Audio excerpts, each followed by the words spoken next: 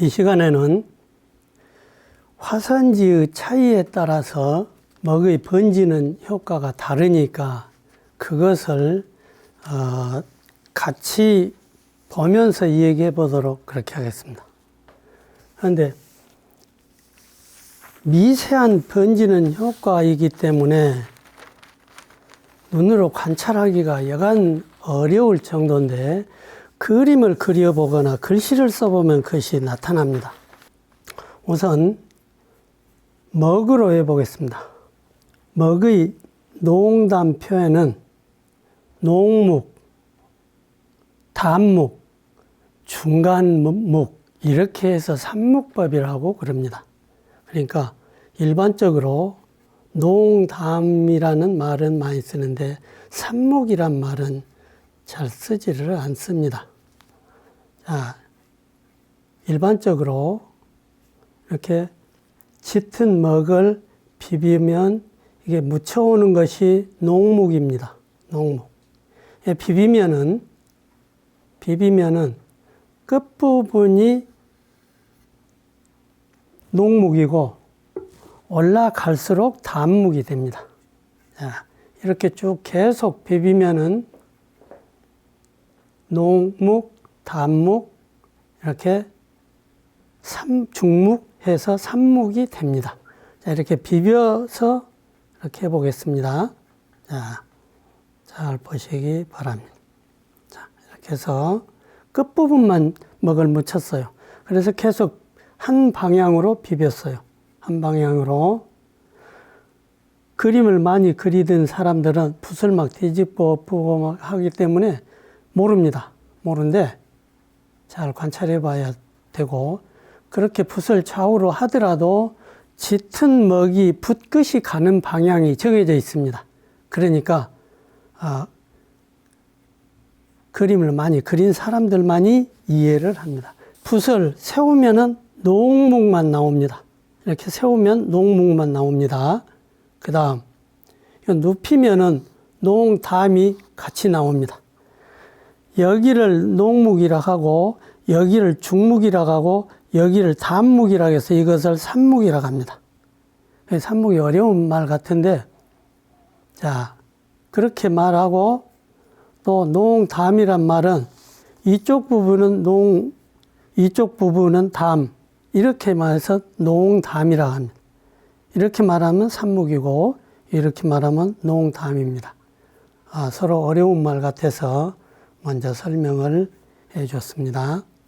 자, 그런데 큰 그림을 그릴 때 붓이 이렇게 큰 붓으로 사용을 해야 되는데 이 위에까지 단묵이 올라가는 시간이 얼마나 걸리겠어요?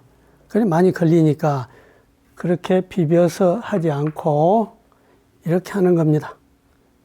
이렇게 비벼서 이쪽 훑고 또 다시 이렇게 훑어서 안에다 연한 단묵을 만들어서 안에다 집어넣습니다. 이렇게. 그러면 전체가 단묵이 됐습니다. 이렇게 단묵이 됐어요. 전체가 단묵이 됐고 이것이 단묵입니다. 그러면 농묵만 이렇게 비비는 겁니다. 농묵만 이렇게 비벼서 농담을 이렇게 만드는 겁니다.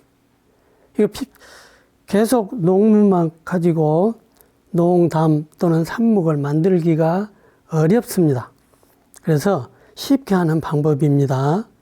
그래서 이렇게 끝부분은 농묵, 중간 중묵, 끝에는 위쪽은 단묵 이렇게 해서 활용하는 것은 어떻게 하냐 그러면 바위를 그린다 했을 때 농묵을 이용하려면 붓을 듭니다. 세워서 이렇게 들고, 자, 단묵을 이용하려면 붓을 이렇게 눕힙니다. 이렇게. 자, 농묵을 이용하려면, 자, 이렇게. 자, 단묵을 이용하려면 붓끝을 들어서 붓 등으로 이렇게 하는 겁니다. 자, 농묵과 단묵 활용하는 법을 얘기를 했습니다. 화산지를 바꿔서 지금 중국서 들어온 연습지입니다. 연습지에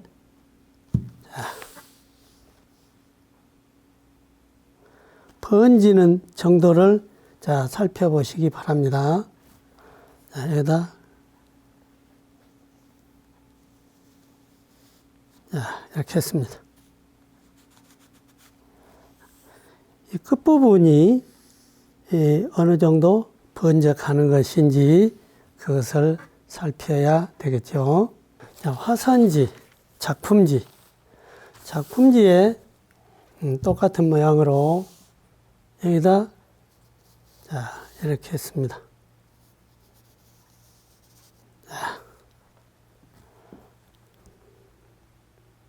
번지는 정도를 관찰을 해보기 바랍니다.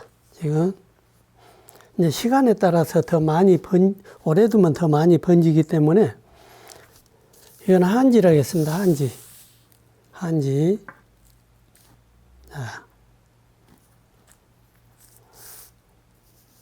한지 보시기 바랍니다.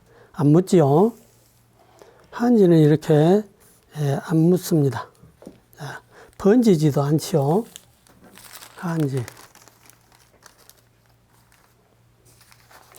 한지 중에서도 그러면 다 번지지 않는가, 좀 번지는 것이 있는가, 그리고 또 표면이